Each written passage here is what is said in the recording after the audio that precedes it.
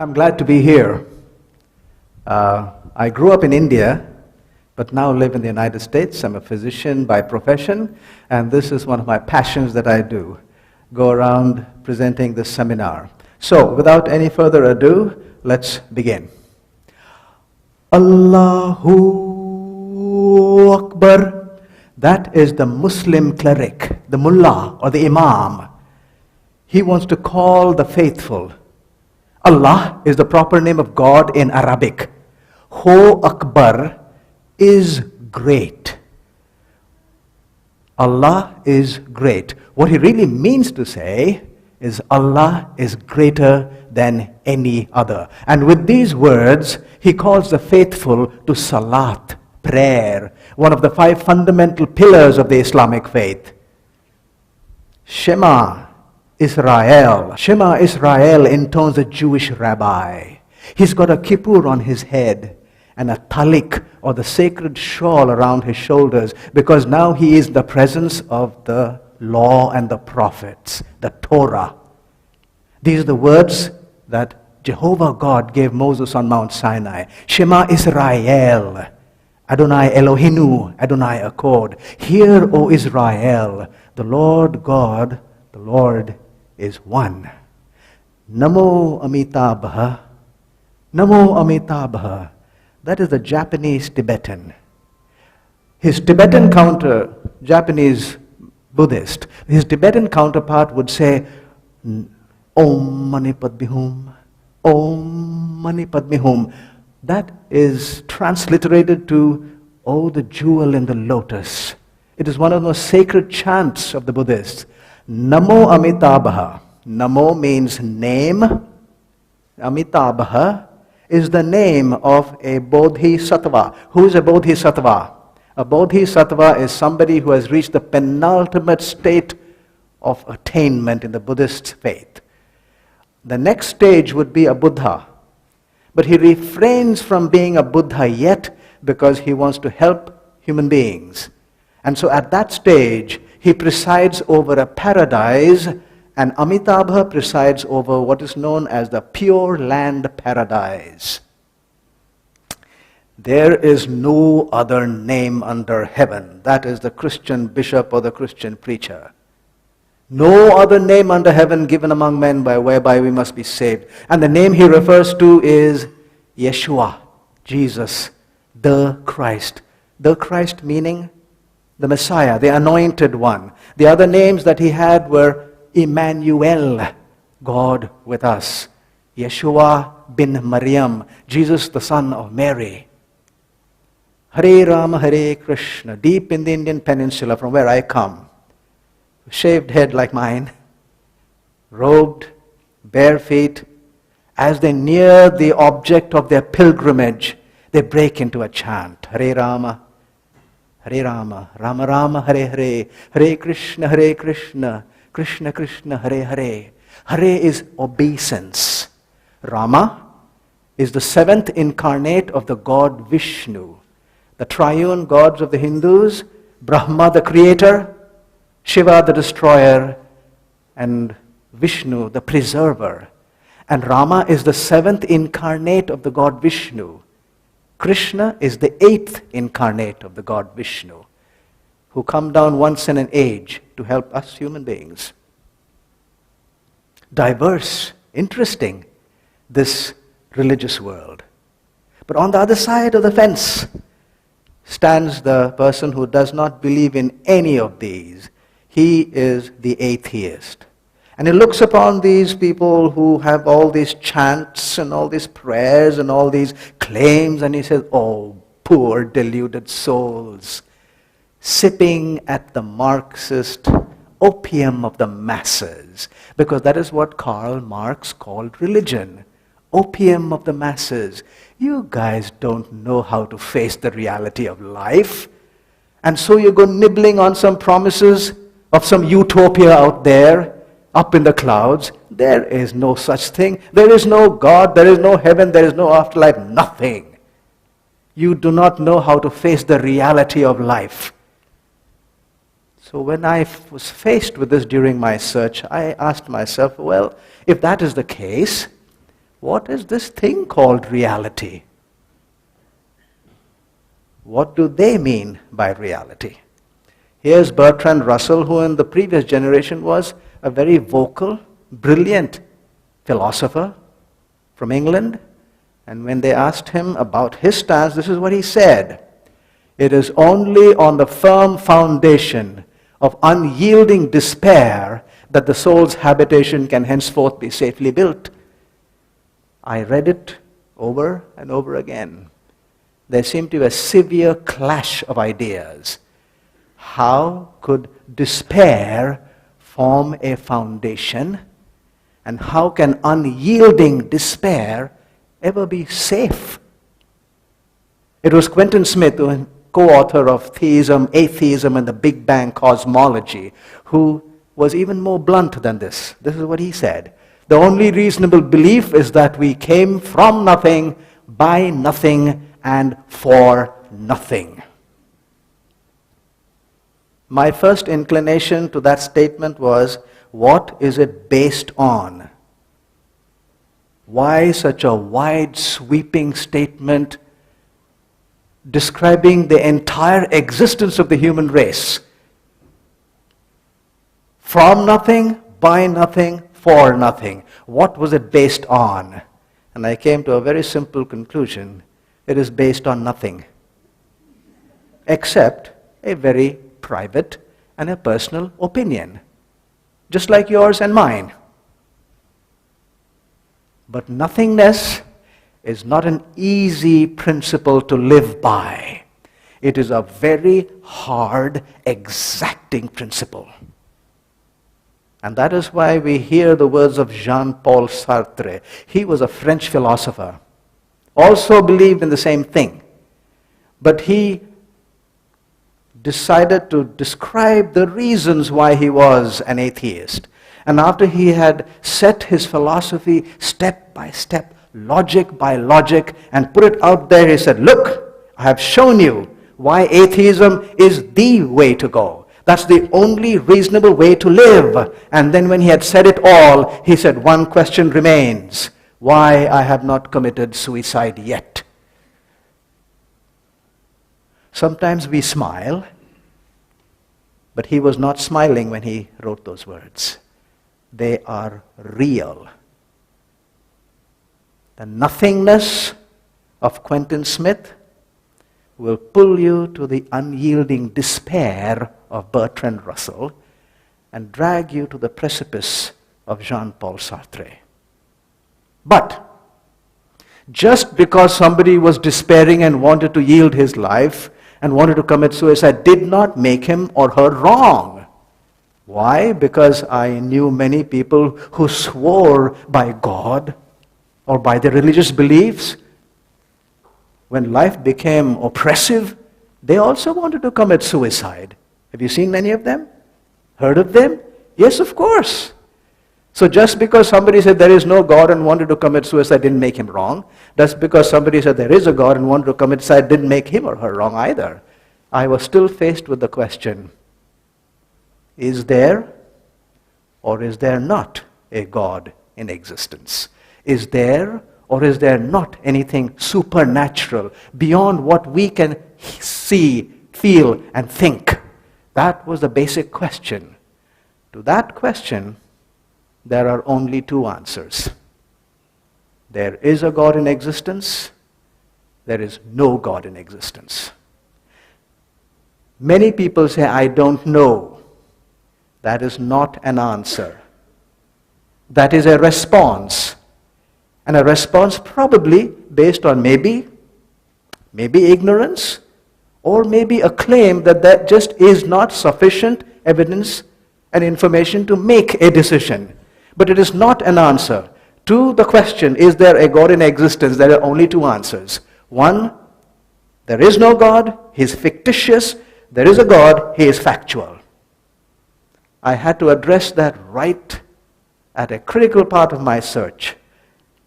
Because if that was settled in the way that there was no God in existence, there was no need for me to worry about any of the religions on earth. What use looking for a named river or a lake if the existence of water itself was in question. But before we go to that question, I believe we have to, like I had to make a preparation. And the preparation was twofold. I had to ask what my own mental attitude was, and then I had to create an atmosphere. Now, why these things? Number one, I had to check my own mental attitude, because all of us, me, you, everyone, has within our minds blended in there at least three distinct attitudes. One is the attitude of a believer, two, an attitude of a skeptic, and three, the attitude of an inquirer. And many times we do not know which is the attitude we are bringing to the table at which particular point of time. What are these attitudes? And I am not describing any people. I am describing an attitude that all of us have.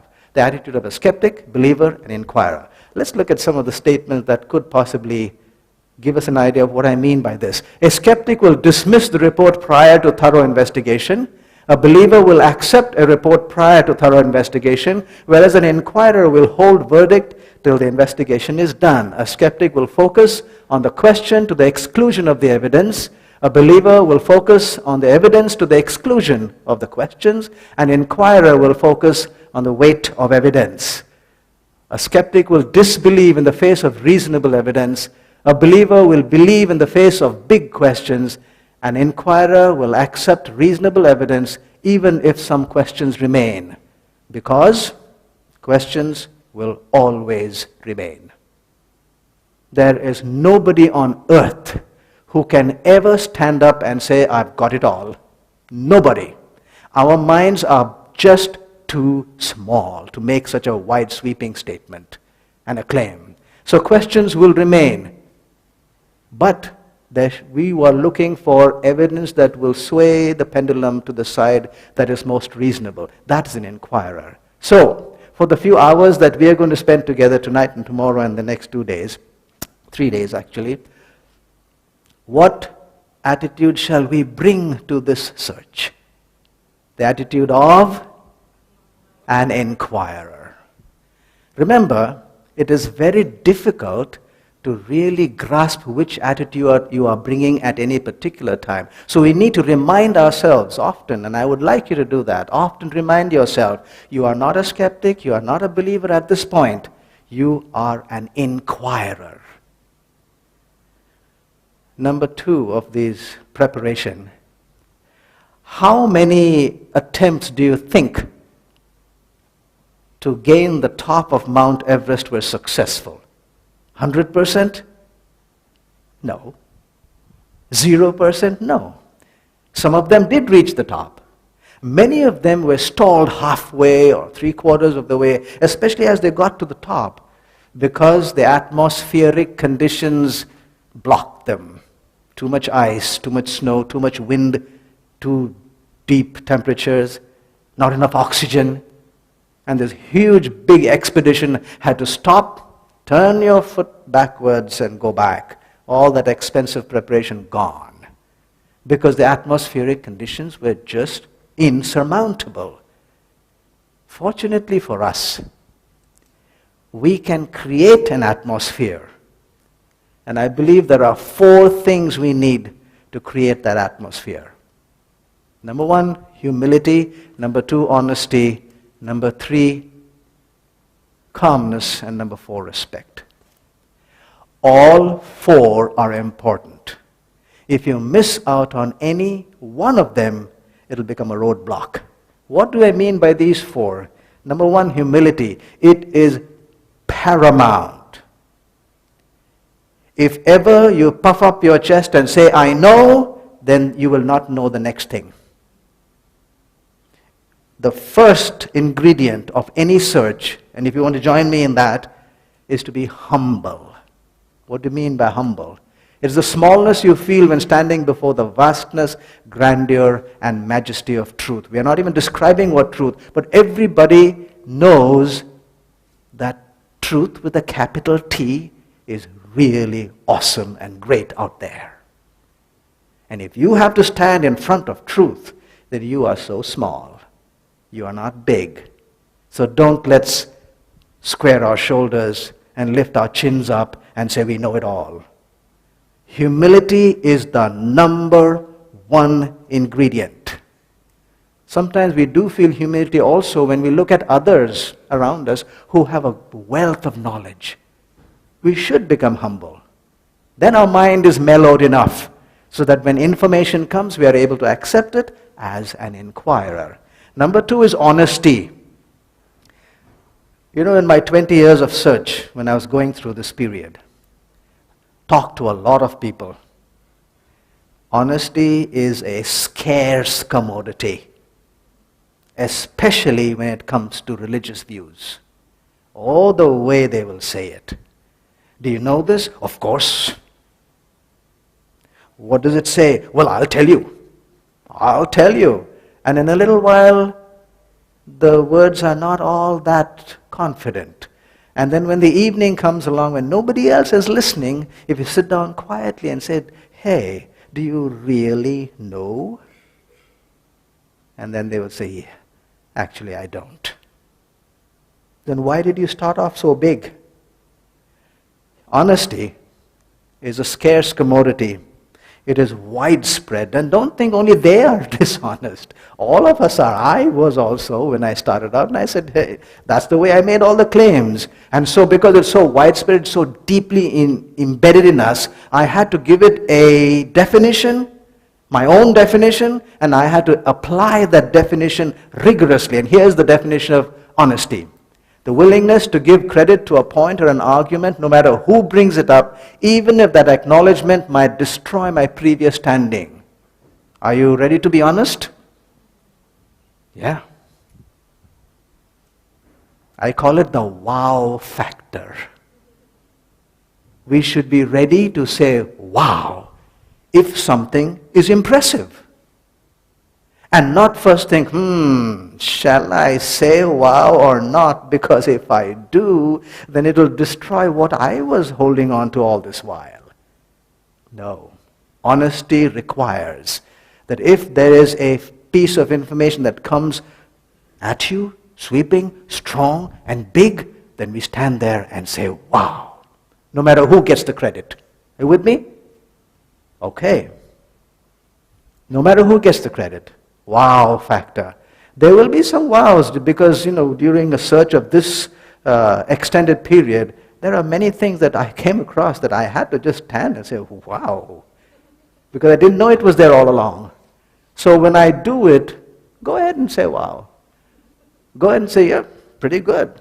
Or if it's not all that impressive, say, I don't think so. Or if you disagree, no, not with me. Anything as long as you have a response, then you and I are on the same page as inquirers. We are allowed to disagree, but be honest in your disagreement. The third one is calmness. Way back in 1879, Thomas Alva Edison, anybody familiar with that name? He invented the electric bulb. Do you know how many experiments he tried before he got that bulb to burn and brightly? Over 1,028 experiments. One of the problems that he had was trying to balance heat and light in that delicate filament inside the bulb. It would burn, and as it glowed, it would get too hot, and the contact points would break. Or it wouldn't even glow at all. That was his challenge. How would he balance heat and light inside that filament? Do you know religious discussions are exactly the same? It can get so dull and boring that the speaker himself is falling half asleep on his own sentences. Or it can get so bitter and vitriolic, you pull your shoulders, I won't talk with you again. Not only I won't talk with you, I'll pull out my guns and my bombs and my rockets. Right? Just go to the Middle East today. It's there. The reason is religious ideas somehow embed themselves pretty deep into our emotions and our hearts. And we do not like it being tugged at all. It hurts. And so you respond and react. And it causes a great deal of emotions. And so we need calmness. The willingness to keep my volatile emotions in check, because I have chosen to be humble and honest. In my humility, I acknowledge I don't know enough.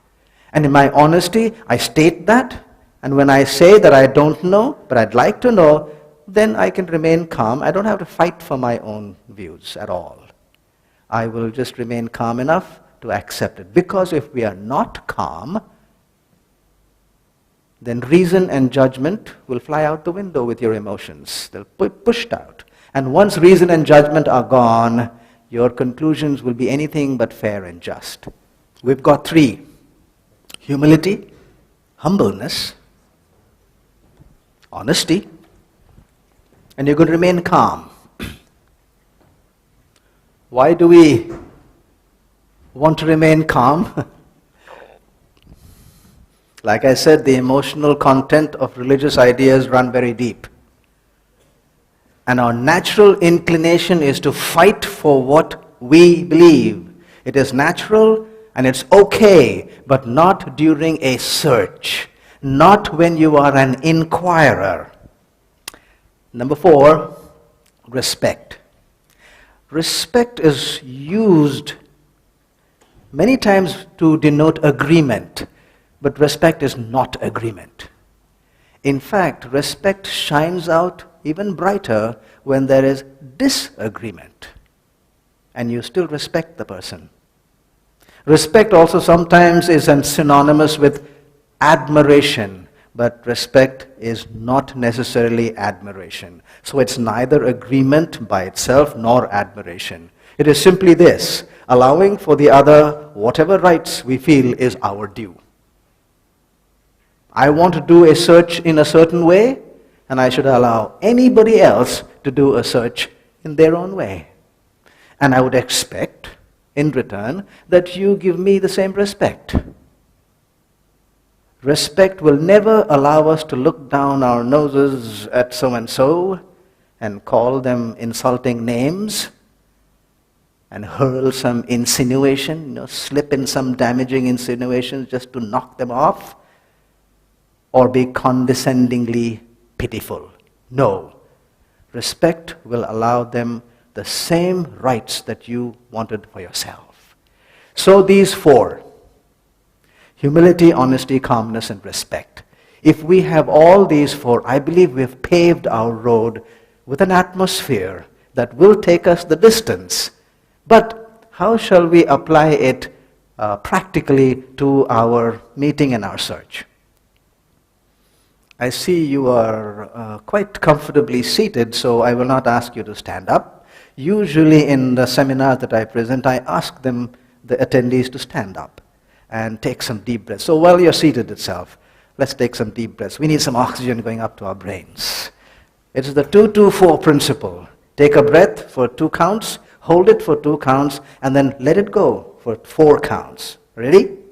Take a deep breath. 1, 2, hold it. 1, 2, let go. 1, 2, 3, 4. Once again.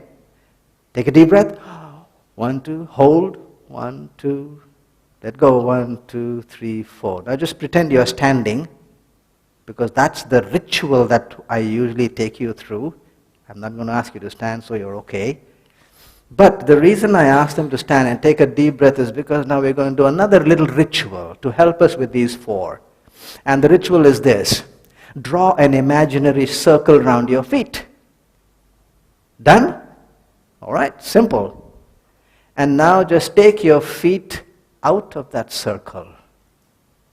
All right, now let's ask ourselves what the circle was. The circle is all the philosophies, doctrines, and religion that you now hold. So what you really did was step out of them and join me as a person on the street. no loyalty to any religion, doctrine, or philosophy. Once you go out to the street and become just an ordinary person there, then you are free to inquire. You are free to go any direction that the evidence points to. Are you with me? So you've joined me now on the street. You are not a Hindu, you're not a Muslim, you're not a Buddhist, you're not a Christian, you're not a nobody. Just an ordinary person like me on the street, and from that point we're going to ask the questions that we started out already. We have the first question already. Is there a God or is there not a God in existence? And so let's get on with the question now. We are all inquirers. The great divide, that's what I called it. One side is A, God is non-existent, fictitious. B, God is relevant, factual. Why is the debate going on and on for century after century? I really don't know, but there could be a reason, and I think this is what it is. Because of the way we structure the debate. And here is how we normally do it. We take sides first, and then pile up an argument upon an argument for us, for my side, and then point to the other side and knock down their arguments. So there are two columns of argument, mine and yours. But that's because we took a position beforehand. A person who is an inquirer doesn't take a position. He stands back and looks at both of them. And if you do both, then you will have to have 4 columns of argument. You take A and have an argument for A and an argument against A, pro and con. And then you take B and have an argument for B and an argument against B, pros and cons. And an inquirer, when he is faced with 2 options, has 4 lines of argument, whereas normally we just jump into it with 2. And when you have 2, you will not make much headway for the simple reason that there is enough of evidence for both of them, and there are enough of gaps to show that they are not relevant enough. Whereas if you do this, and I call it the pan process, pan meaning going across boundaries.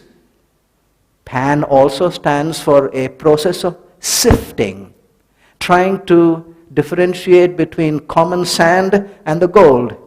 Panning for gold? Yes. The third is Pan, my family name. Pandit, P-A-N, is the first 3 letters of my name. It is a pan process. And I did that for the simple reason that I was on an inquiry mode. It'll keep you there following the pan process. And here it is. Why do we do that? Because there are 2 clear-cut attitudes and claims. Look at the statement here and watch the word precisely. The universe we observe has precisely the properties we should expect if there is at bottom no design, no purpose, no evil and no good, nothing but blind, pitiless indifference. That's Richard Dawkins, the most vocal, he's a professor of biology from Oxford, one of the most vocal atheists today. The next sentence is from Patrick Glynn. The seemingly arbitrary and unrelated constants in physics have one strange thing in common.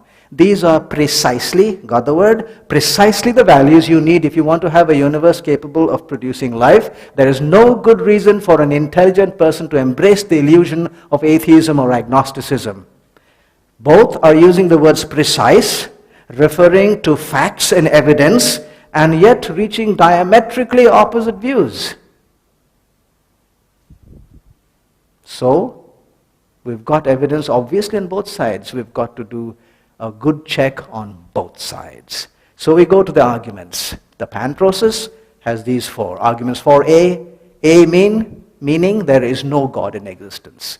And B meaning there is a God in existence. Let's get on with the arguments. Number 1, option A, God is non-existent. Arguments for that statement, none. Do you know why none? Because the statement is a negative statement. There is no God in existence. There isn't a God in existence.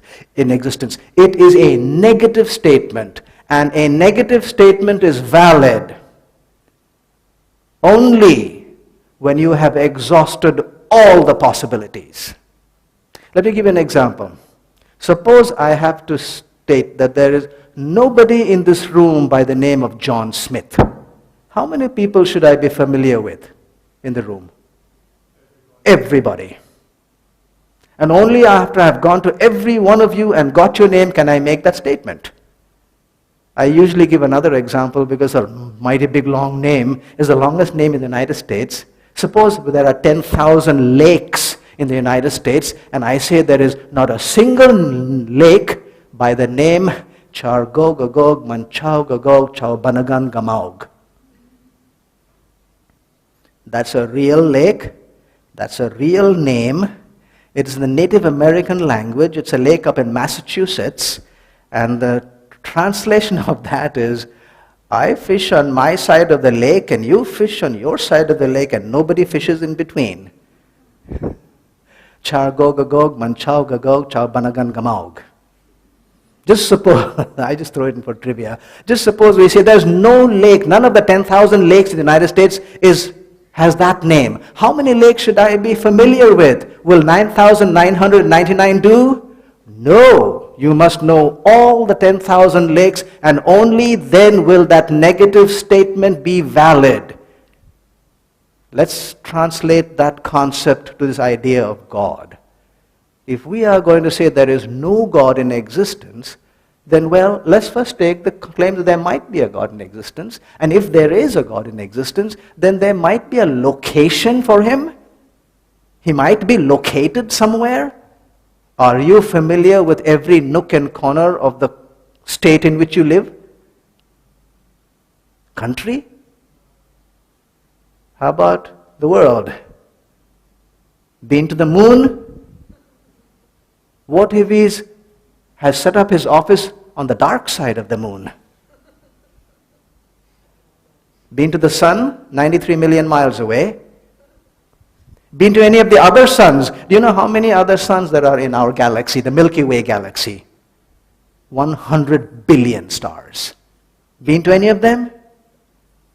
That's one galaxy, the Milky Way galaxy. If we ask the astronomers, how do they guesstimate how many galaxies there are in the universe? Do you know how many there might be? What is the guesstimated number of galaxies in the universe? They look up, in one angle and then calculate the area there and then extrapolate it to the rest of the universe.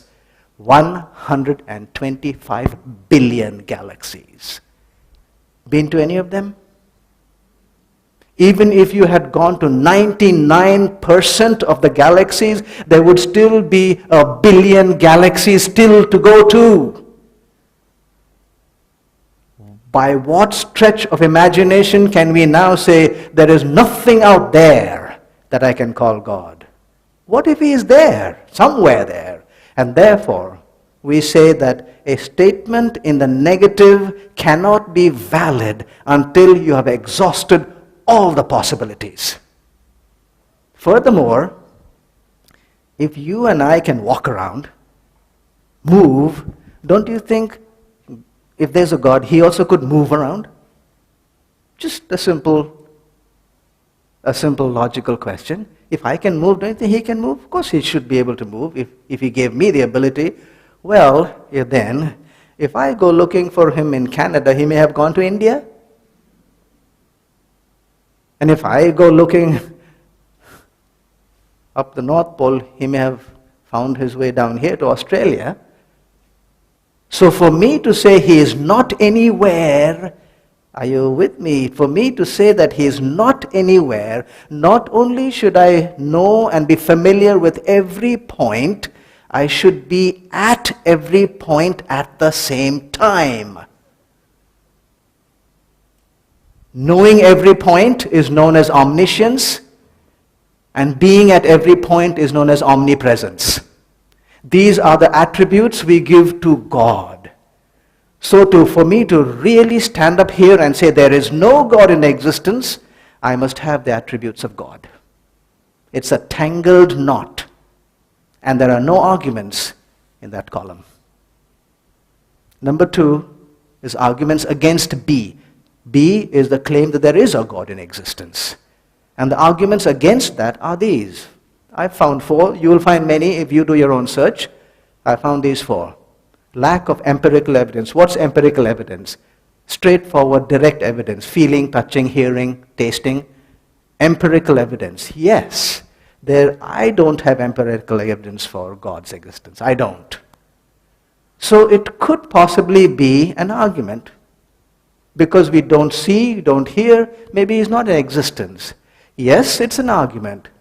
But it does not cover all of what we know. Because there are so many other things that I don't see or feel or taste, but I know it exists. Right? Like my mind, my own brain. I don't feel or taste it. My stomach, I don't. And yet, I know it exists. I don't know, I don't have any empirical evidence that water is H2O. But I still believe it, and hundreds of scientists believe it, and it works in science. So yes, empirical evidence is lacking, but lack of that empirical evidence is not a huge, big argument. It could be, but it's not big. Pain and suffering is a big one. There's so much of pain and suffering. So how can anybody say there's a God in existence? It is a tough one, and I will acknowledge it immediately. But on closer evaluation, the presence of pain and suffering is not an argument against the existence of God. It is an argument against the type of God we are claiming there to be, not the existence. Because the God that might be out there is a bad God then. Maybe he does cause pain and suffering, but he's a God anyway. So presence of pain and suffering is not an argument against God, but against the type of God or his attributes, not his existence. Number 2, pain and suffering are not the entire spectrum of our experiences on earth.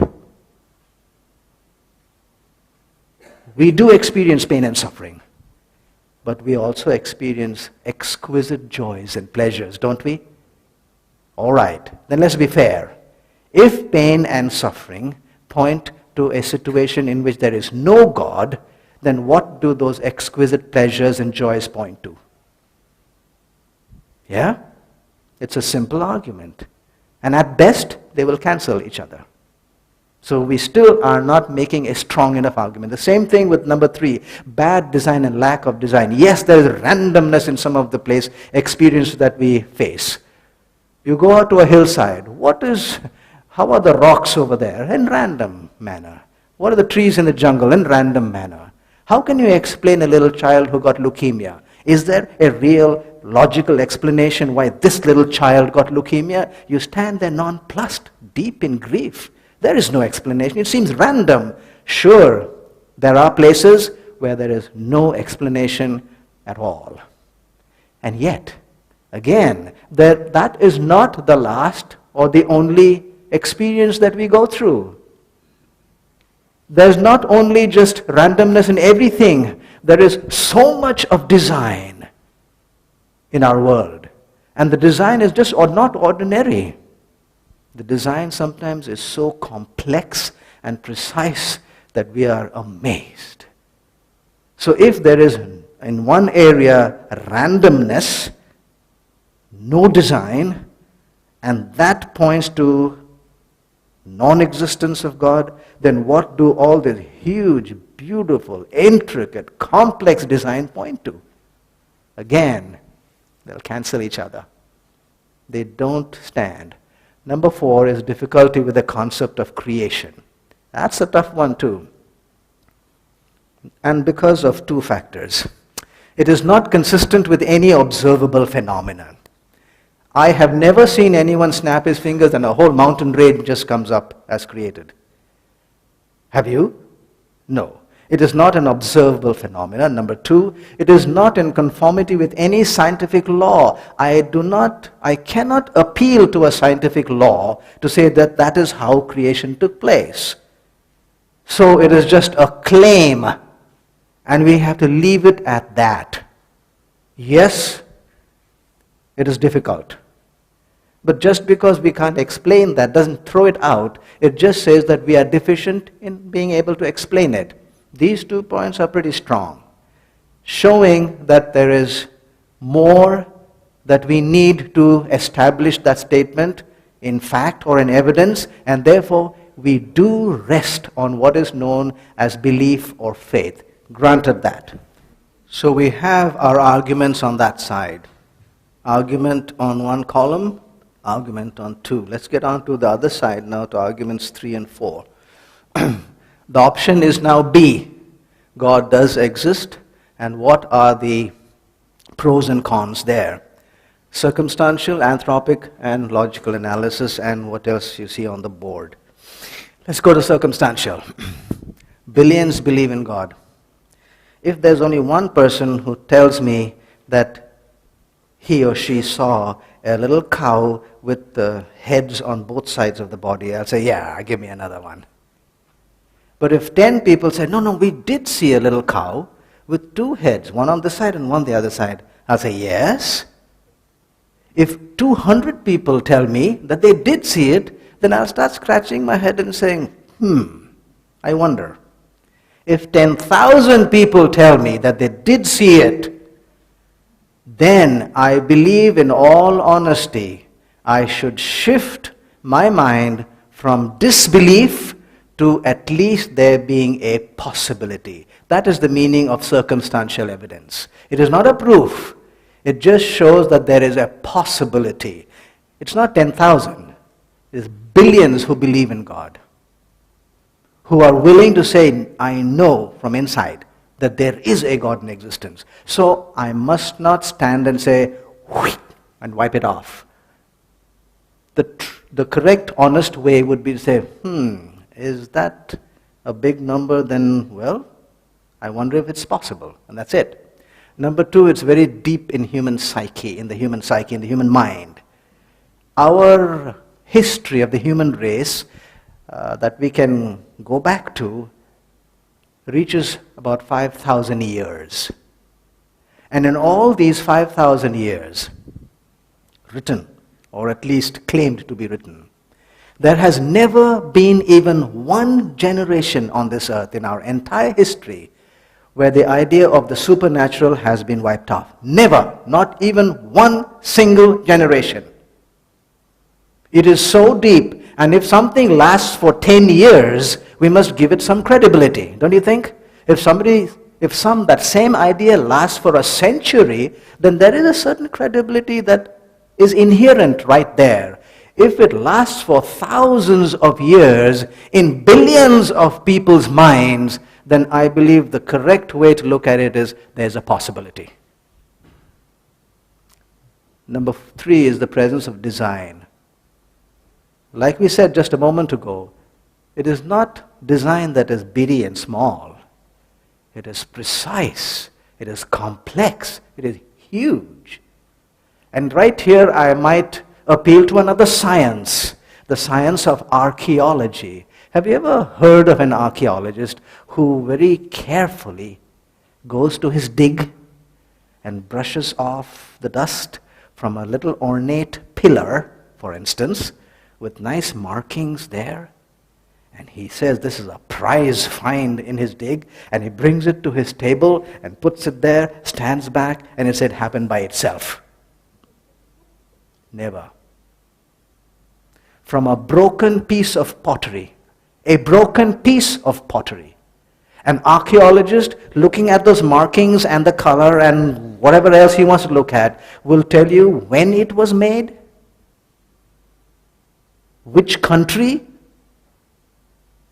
possibly the language the person spoke, his social status, maybe his financial status too. Why do we give him that credibility? Because of the very simple, logical, stepwise approach that anything that is a design requires the explanation of having a designer somewhere along the way. If you see a design, there must be a designer. And that is why he will brush off the dirt, but keep this pillar. The dirt obviously does not have a design. He is not interested in that. The pillar has a design. And so when he looks at a design, he starts working on the idea of who the designer is. And that is why we have so much of historical evidence of our past. Because you see any design, it calls for a designer. And the characteristics of the designer. The fact is really, he threw off the dirt. And what if I tell you, or what if I tell the archaeologist, if you look carefully into dirt and look at the molecules that form the dirt, there is a precise design in the dirt itself. Then shouldn't the archaeologist go looking for the designer of that as well? Yes, of course. Any design, if you did it at that place, why do you not do it in this place too? So to be consistent, any design, your first bet shouldn't be that it happened by itself. You must look for the designer. And the design, right, is anything but small. If there's a broken vase, can you look just at the jagged edge and say there's no design here? A broken vase is still a vase. Why? Because despite the broken edge, you see design in the rest of it. In other words, if any phenomenon, if any place has design and non-design within it, then the design takes precedence. And you do look for a designer. But these are all only circumstantial evidences. We go to anthropic principle. This word anthropos means human. It was coined by Brandon Carter, a British physicist. And it talks about those factors that allow humans or life to exist on any planet. Factors that contribute to and sustain human life on a planet. We're going to look at two of them, maintenance of life and conditions for research.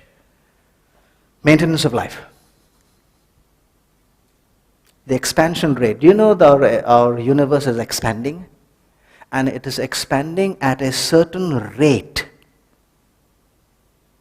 If it goes a little slower or a little faster, life would be impossible. And look what the number is. Take the expansion rate of the universe, which is fine-tuned to one part in a trillion.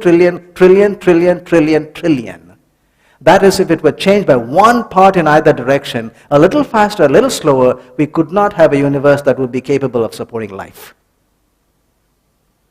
Just the expansion rate. Gravity. It's incomprehensibly narrow range. The strongest nuclear force in nature is called the strong nuclear force, which holds protons and the neutrons together in the center of an atom. That is the strongest force that we know in nature. The weakest force that we know in nature is gravity. Even a little ant will lift a leaf against gravity.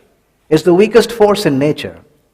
Now suppose you draw a line and put millimeter marks on the line and draw the line out from here around the world and go off to the moon and onto the sun 93 million miles away and go clean across our galaxy and swing this line out to the 10,000th galaxy. Now it's gone past our minds. Millimeter marks on this line. Then the scale of the power that's in the universe, the spectrum is, if the strong nuclear force is way out on the 10,000th galaxy, gravity is on millimeter number 1. That's the spectrum. Now what will happen if you shift gravity to millimeter 2 on that line that goes from here to the 10,000th galaxy? All you're going to shift it is from 1 millimeter to 2. Do you know what will happen? Our Earth, which is 7,000 miles in diameter, will shrink to a globe that is only 40 miles in diameter. All life will cease. If you just shift gravity to the second millimeter mark And that is why they say that gravity has an incomprehensibly narrow range for life to exist. If the fine-tuning of this statement, I didn't put it up there, but this is called the cosmological constant. Don't worry about these big names. The cosmological constant is just the density of matter in space, the whole of space. The density of matter has to be a very correct amount. If it is too much, all matter will collapse, all galaxies will collapse. If it is too little, they'll all fly apart. It has to be very fine-tuned to a billion, 100 million, billion, billion, billion, billion, billion. That's the number. So in other words, it moves one mark away, gone. Who is controlling all of that? When you combine the two, gravity and cosmological constant, the fine-tuning would be to precision of 1 part in 100 million, trillion, trillion, trillion, trillion, trillion, trillion. That would be the equivalent of one atom in the entire known universe. Take all the atoms. Look, in my body itself, I'm not a big guy. I have about 75 trillion cells. 75 trillion cells, not atoms, cells. So you line up all these cells and then break them up into atoms and line all the atoms, yours, mine, the trees, the mountains, the seas, this earth, moon, planets, everything, 125 billion galaxies. And if the needle was supposed to be on atom number 510, that's where it is. It is not on 509, it's not on 511. Fine-tuned, absolutely fine-tuned.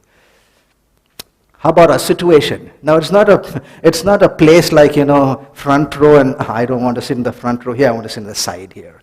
No, it's a position in the galaxy. Our position in the galaxy. We happen to be situated safely between the Sagittarius and Perseus spiral arms. I cannot come up with an example of another place in the galaxy that is as friendly to life as our location. Any other place will have too much of radiation, for instance, and we would cease to exist.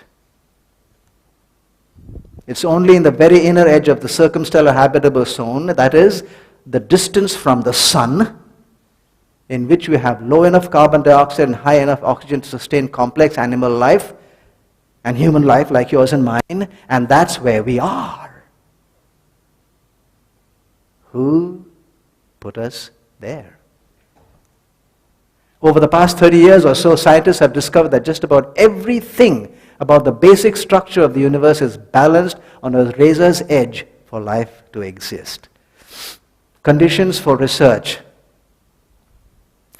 Do you know that this earth is, according to what we can observe in the universe, the only place in the universe where you can see and experience a total solar eclipse? The moon is 232,000 miles away from us, and it occupies an area in the sky that much. The sun is 400 times the mass of the moon, and it is exactly 400 times away. And so it also occupies the exact same area in the sky. And that is why we can have a total solar eclipse, because they occupy the exact same area in the atmosphere. So what's so great about a total solar eclipse?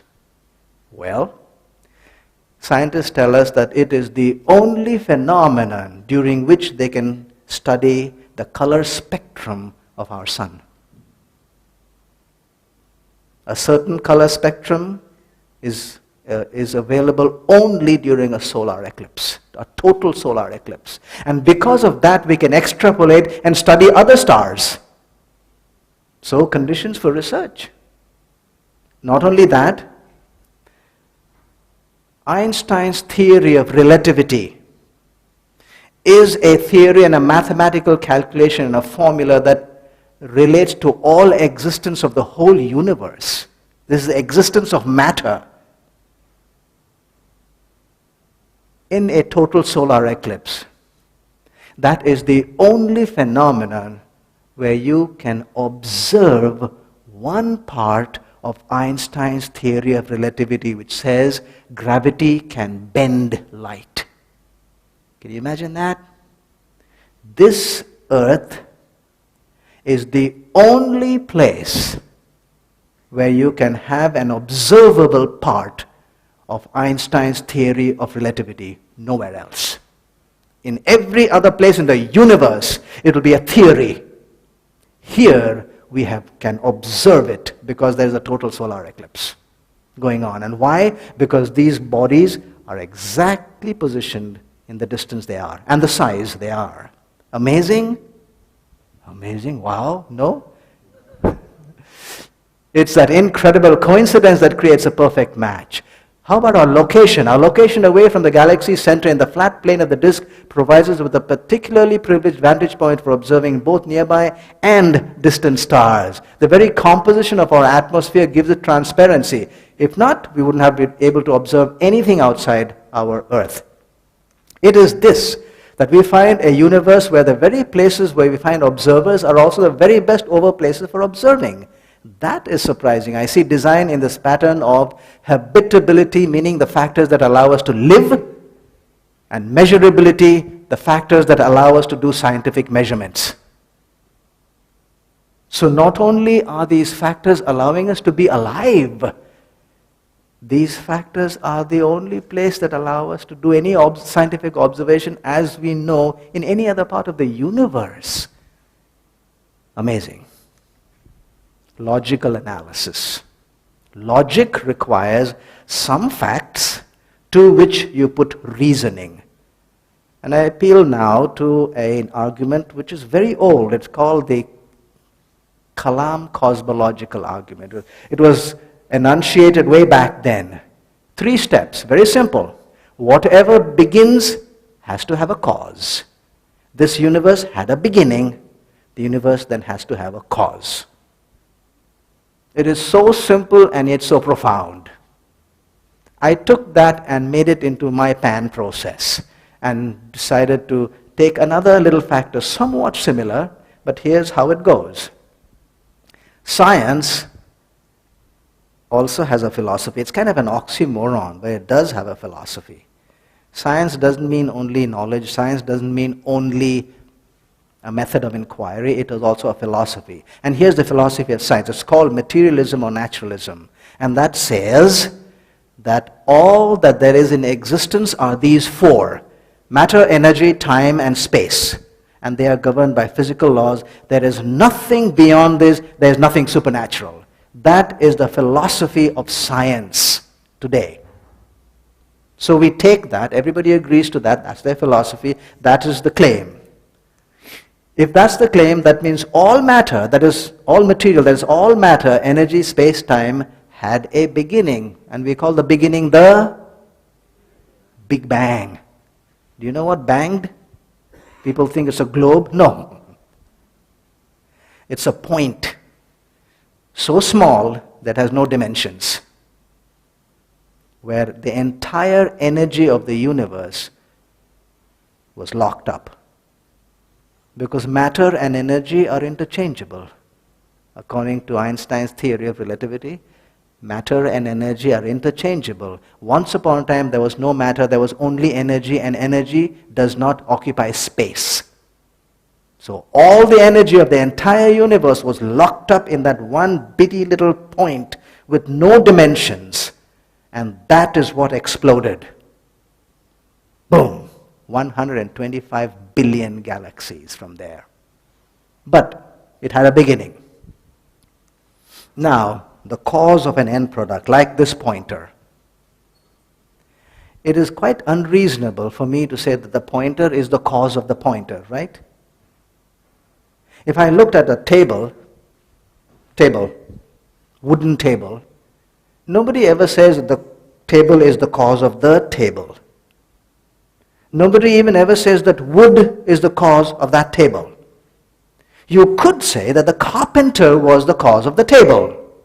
But the moment you say that, the carpenter is distinct from the wood and the table. In other words, the cause of a product is always transcendent or distinct or lies outside of that. Always. And that is the logic that we are using here. So now we go back to all matter. All material then consists of matter, energy, time, and space.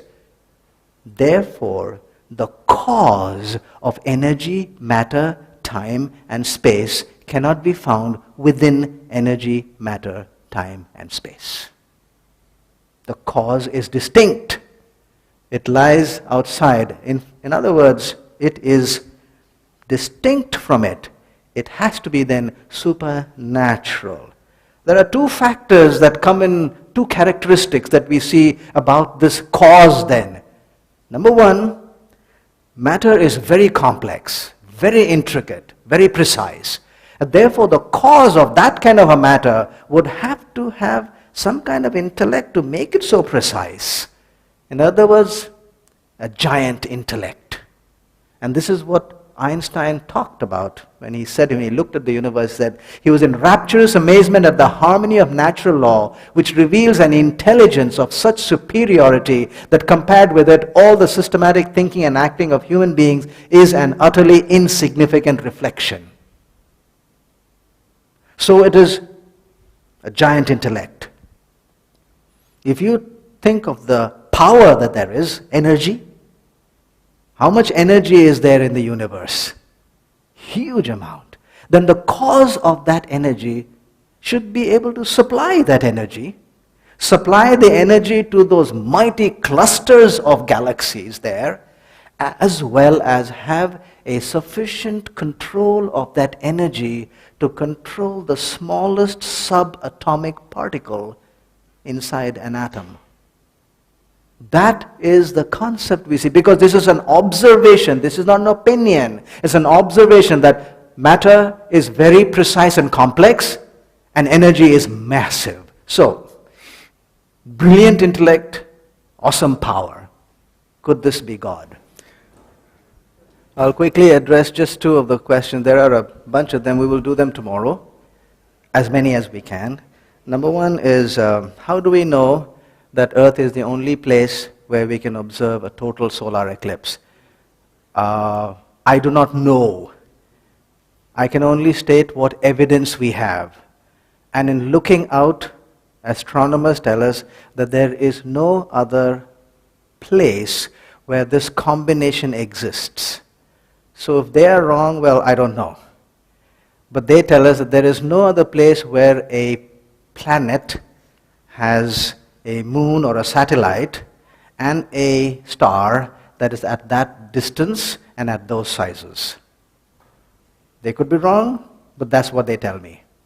Now, the other way to answer that for you, whoever asked, and for all of us, is to say, well, I don't think so.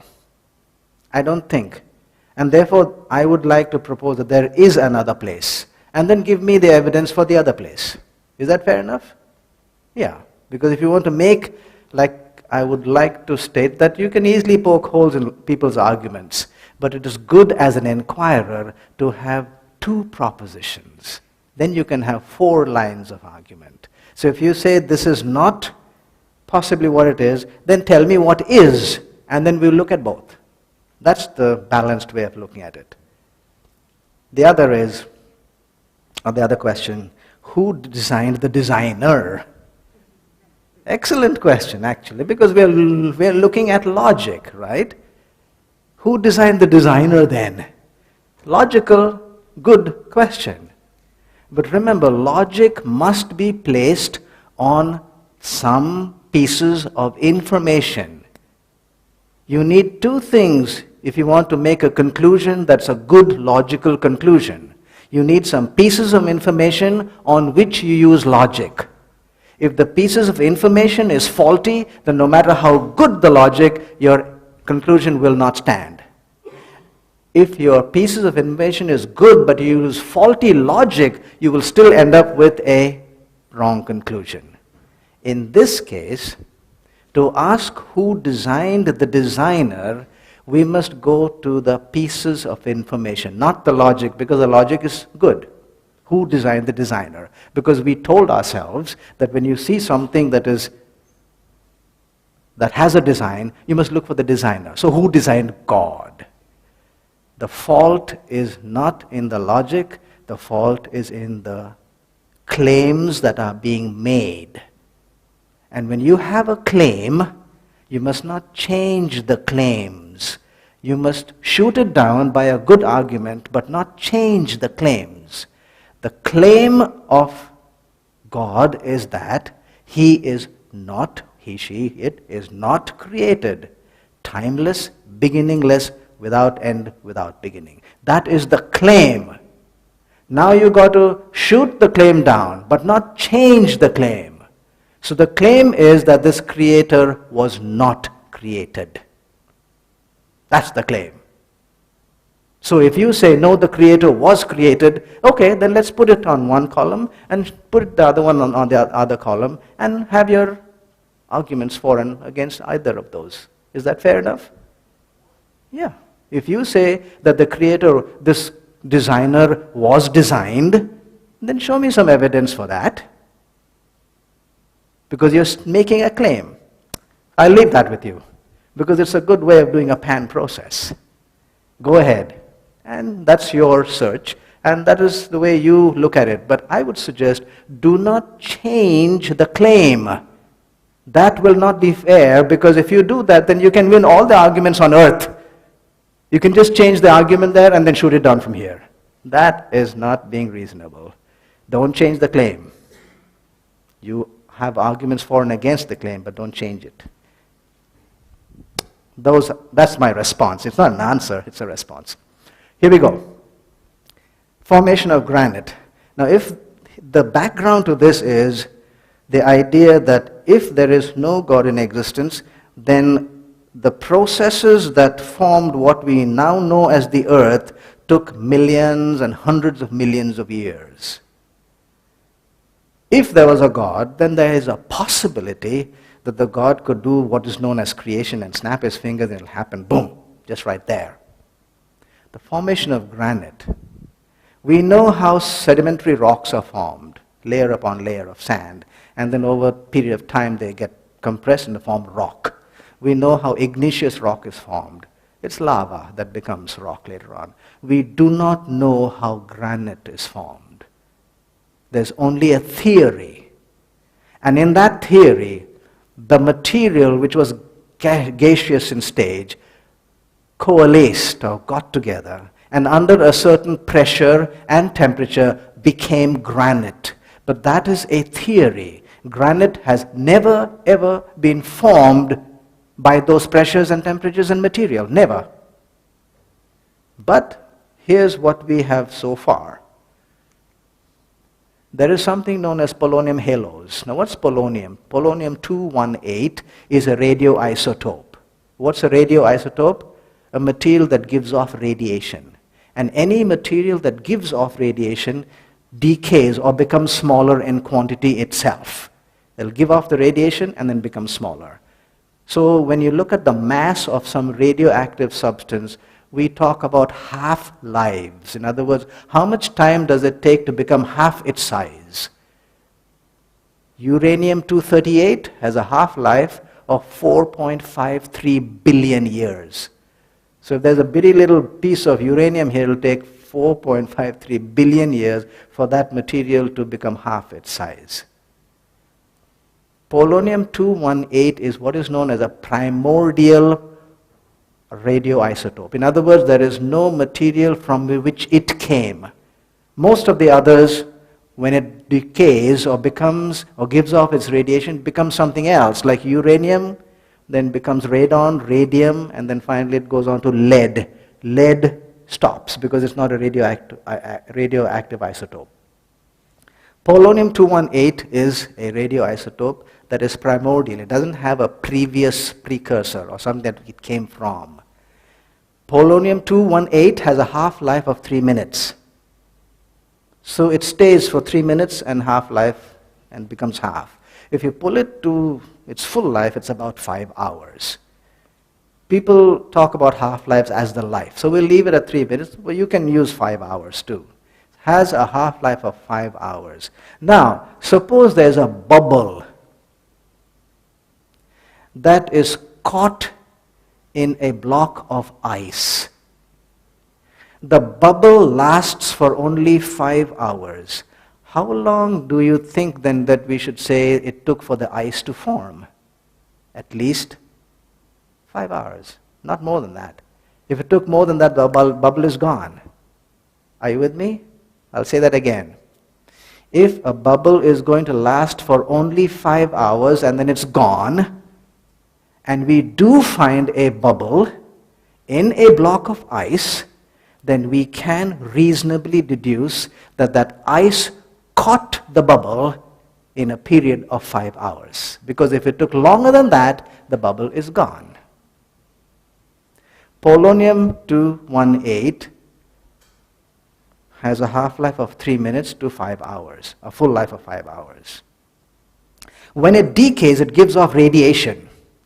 And when it's in a substance, the radiation causes what is known as a signature halo.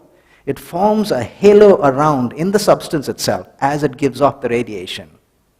So if a material has caught a halo, then the material was formed between 3 minutes and 5 hours. Is that reasonable? Yes, that's what the reasoning is. Polonium halos, an exceedingly large number of polonium halos are embedded in granites around the world, including in Yosemite, where I've gone to those huge, gigantic granite rocks. Every granite rock that they have tested around the world has polonium halos embedded in huge quantities. It's an astounding conclusion. Granite was formed not in hundreds of millions of years, but within 3 minutes to 5 hours. Yeah, you've got to say, wow. I met the author who really did this research himself a few months ago in Maryland, USA. And I went up to him and I said, has anybody refuted what you have published as in scientific journals? And this is what he said. We have repeatedly challenged the Academy to publicly explain whether polonium halo evidence for creation has ever been scientifically invalidated. For over 15 years, they have refused to even try. It's quite an amazing piece of information from the scientific world. And it's been there for 15 years now. And I asked him, has anyone refuted? He said, not to this day. Till that time, I think scientifically, if you're a scientist, and if I'm a scientist, searching for knowledge, an inquirer is a scientist, then we have to agree, or at least give some credence to it and say, it is possible that granite, and granite is supposed to be the framework of planet Earth. The frame of planet Earth was formed within 3 minutes to 5 hours. Statistical analysis. Chance is a subjective concept, but it is also a mathematical formula. It is called probability. What are the chances that this will happen? Okay, you put all the factors into the formula, and then the formula churns out a number, and it's 1 to so-and-so. In day-to-day life, 10 to the power of 8, which is 100 million, if something is going to occur 100 million times, and it probably will not occur only once, then in day-to-day life we say it's a fact. It will, if it occurs only once, and will not occur 10 to the power of 8 times, that is 100 million times, then we say it's not possible. This is day-to-day life. When it comes to scientific evaluation, the number goes up to 10 to the power of 15 or 1 quadrillion. If you want to build a drawbridge or shoot a rocket into space carrying people, or make a roller coaster, then the principles that you use for building those things have to go to a point of 10 to the power of 15. In other words, the principle must sustain itself 10 to the power of 15 times and chances, and be probably not there one chance, and only then they will use that principle because life is at stake.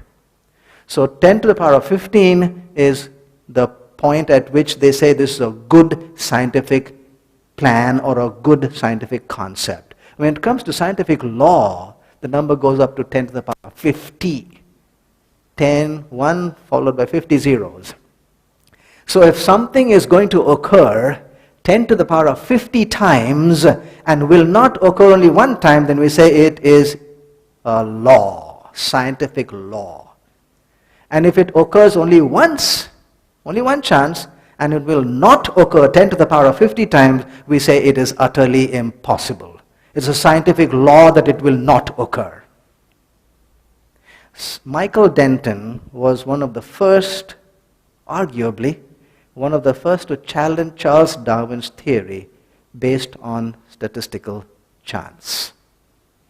What he did was looked at the first cell that probably occurred and came together and asked, what are the chances that some components of the cell came together to the same place by themselves? Because that's the claim. It's spontaneous generation, they call it. By themselves, the material came together. Now, we want the cell to live. So we look at what is the minimum number of proteins that require a cell to live, and that is 100. What are the chances that they came together? Before that, this number 10 to the power of 50 actually flies over our heads. So let me give you one idea of where we are with that number. Suppose I want to test gravity with my pointer. Once a second, I am dropping this, hoping that I'll get to that one chance when the pointer will not fall down like that because of gravity, but will stay right there or float away. I'm looking for that chance. So once per second, I'm testing gravity. If we test it 10 to the power of 18 times, not 10 to the power of 50, 10 to the power of 18 times, it will take me 15 billion years. To test it 10 to the power of 20 times, it will take me 1.5 trillion years.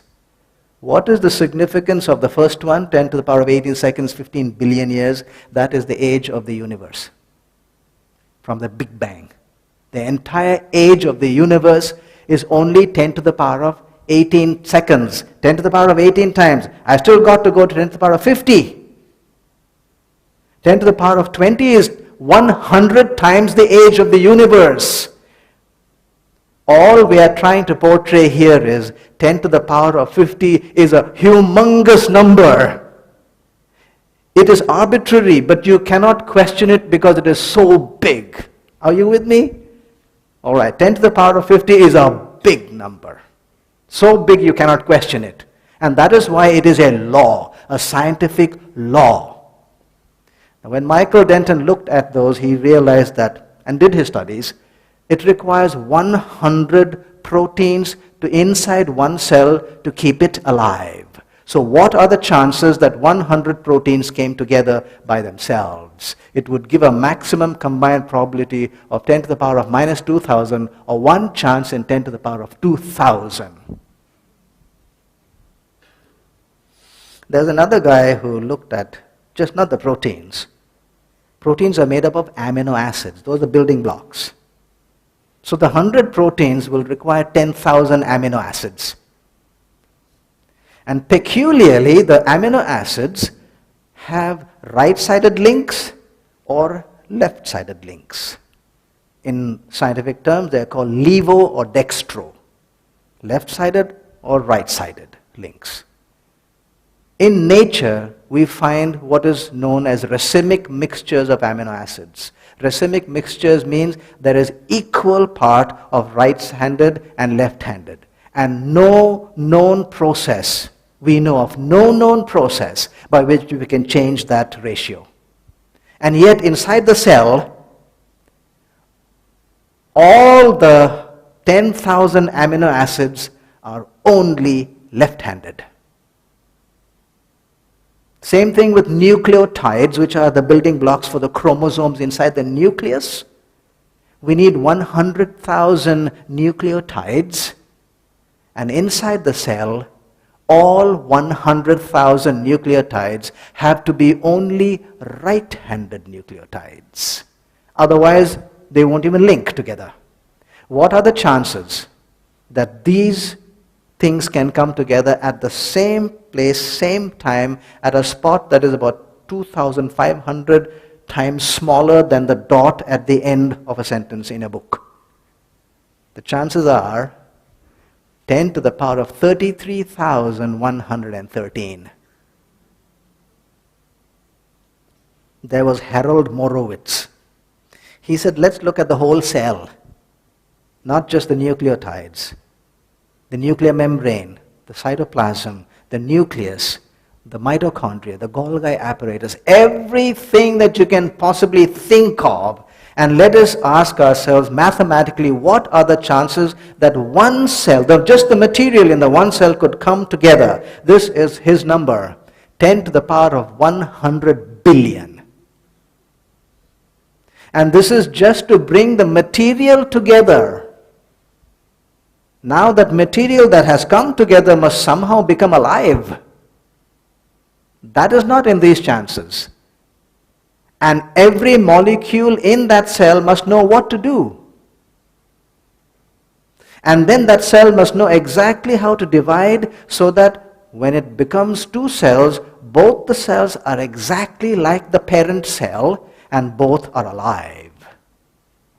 And then those two have to become more complex, 100 cells and 1,000,000 cells, and then you get plant life, and then animal life, and finally humans like you and me, and then somehow into that complex organism must be injected abstract qualities like love and courage and appreciation for beauty.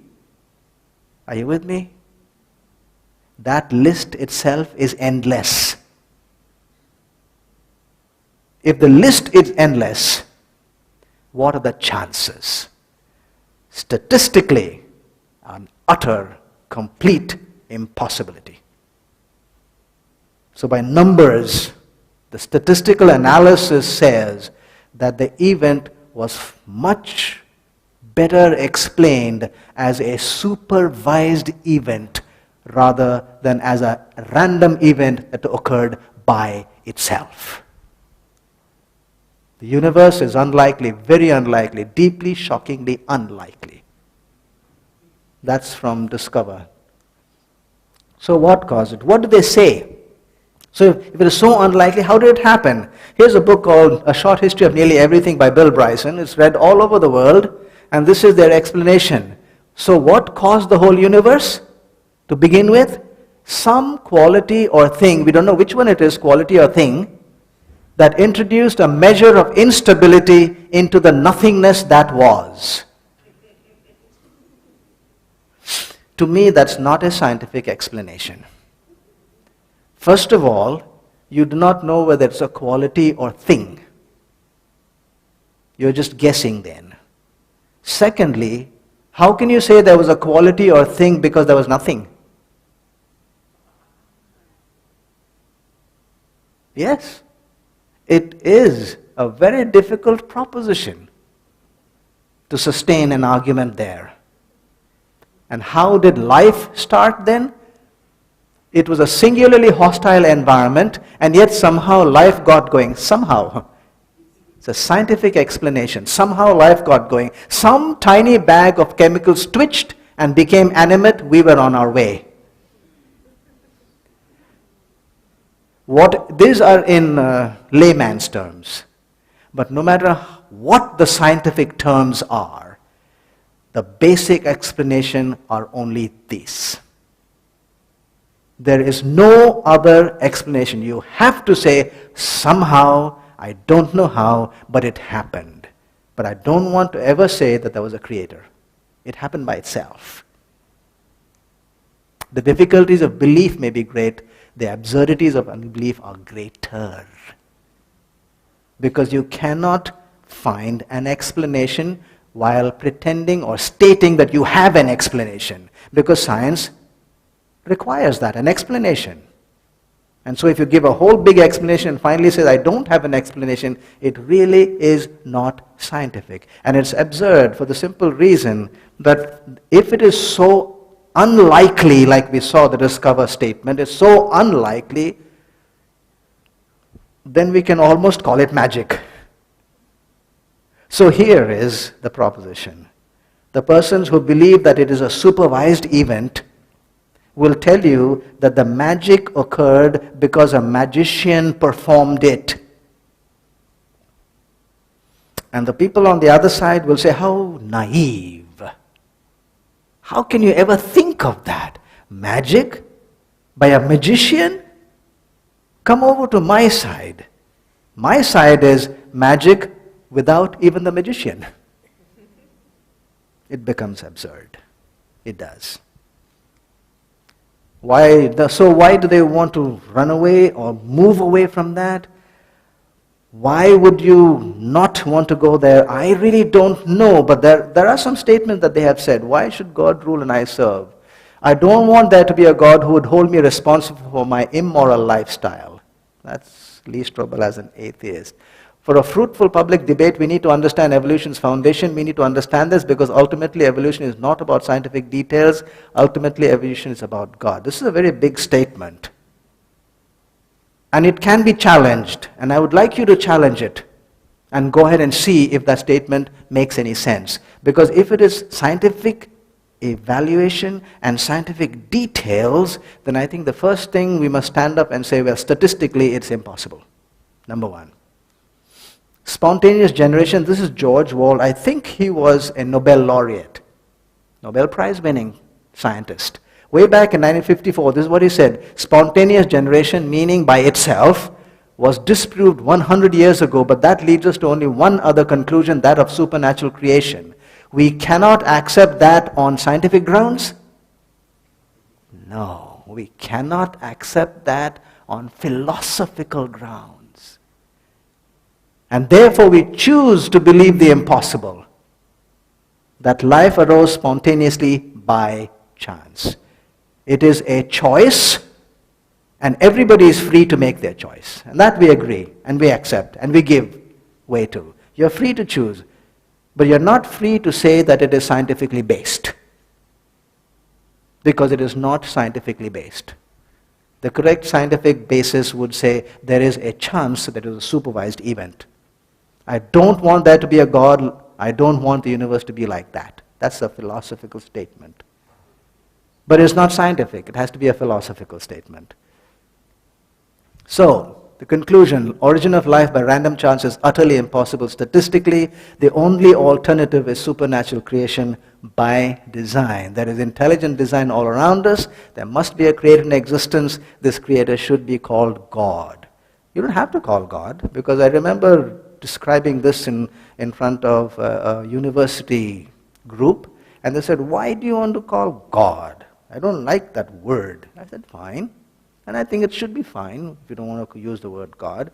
So I said, well, what would you like to use word? Which word would you like to use? And he said, didn't think about that, but let me see. Why don't we call that a leaf or a twig? I said, that's fine, as long as you remember that the leaf and the twig knows more than you. Because that is the characteristics we have. You don't change the characteristics, you can change the name. Give any name you want. So I will throw that out to you too. Give any name you want. If I call him God, don't fight with me. And you want to call that leaf or a twig, go ahead. But the characteristics are awesome power, giant intellect. That's what we saw. Pan process of the 4 columns, that is how I did that initial part of my search. You don't have to take it. Do your own. But make all 4 columns and see how it pans out for you. For me, obviously, the swing of the pendulum was decisively to the side. That if I was to use reason, information, and logic, I would have to agree that there was something known as a supernatural beyond what we see. Now those numbers, just a little bit of statistics on those, or the response or the consideration of those numbers. Once you reach a place of, 1 is to 10 to the power of 100 billion, then we are talking about impossible versus possible. So here's the logic. If there are two options, only two, and one of them is right, which in this case has to be, there is a God, there is no God, the only two options, then if A is possible, so is B. If A becomes improbable, B becomes probable. If A becomes impossible, B becomes fact. Say that again. If there are only two possibilities, only one of which is right, then if A is possible, so is B. If A becomes improbable, B becomes probable. If A becomes impossible, B becomes fact. I'll give you a real life example. We'll do a math test here. Square root. Is the square root of a number bigger or smaller than the number? Maths. The square root is always smaller. The square root of 9 is 3. 3 squared is 9. All right? So here's the test. I'm going to throw out a test. Don't answer until I ask you. What is the square root of 25? Don't answer. There are only two options I am going to give you. Only one of them is correct. You got it? I'm asking for what is the square root of 25. And I'm going to give you two options, and only two, and only one of them is correct. A is 33. B, I'm not even going to tell you. Which would you choose? B. Yes. Why? You didn't see it. I didn't even write it down for you. Why would you choose B? Because A is impossible. The square root of a number can never be bigger than the number. So the square root of 25 cannot be 33. You don't even have to see B and visualize it even to choose B. As long as A is impossible, B is fact. With me?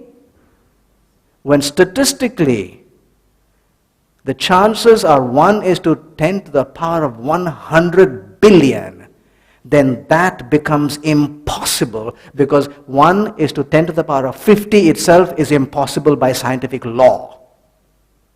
Then if that is impossible, the other option becomes fact. You don't even have to see it. So we analyze this as closely as possible. And like I said, for me it was clear that this pendulum was swinging to one side. I had no option but to accept there was something beyond our existence that possibly had a tremendous intellect and also tremendous power.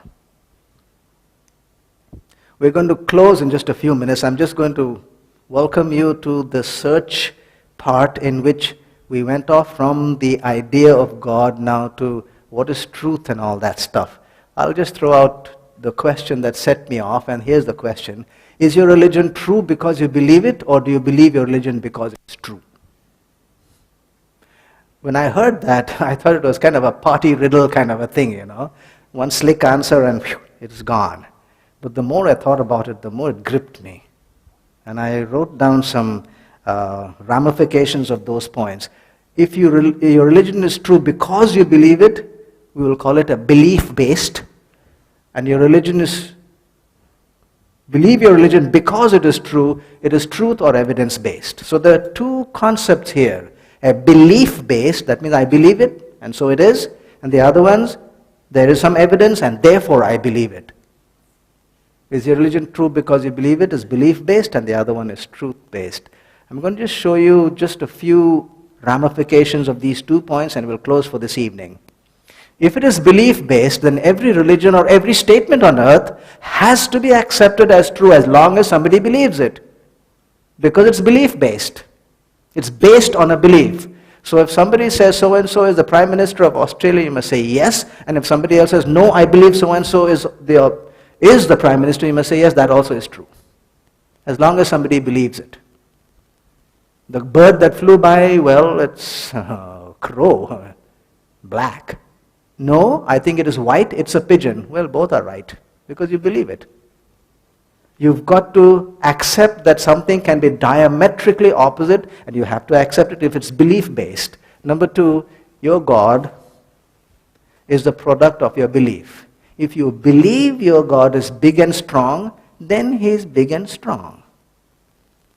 If you believe He's bitty and little, then well, He's bitty and little. If it is belief-based. And belief is what creates truth. In other words, you believe it, and so it is. The question there would be, would you be deeply satisfied, not when you're sitting here, but when you're facing those big tidal wave problems that come to every human on earth?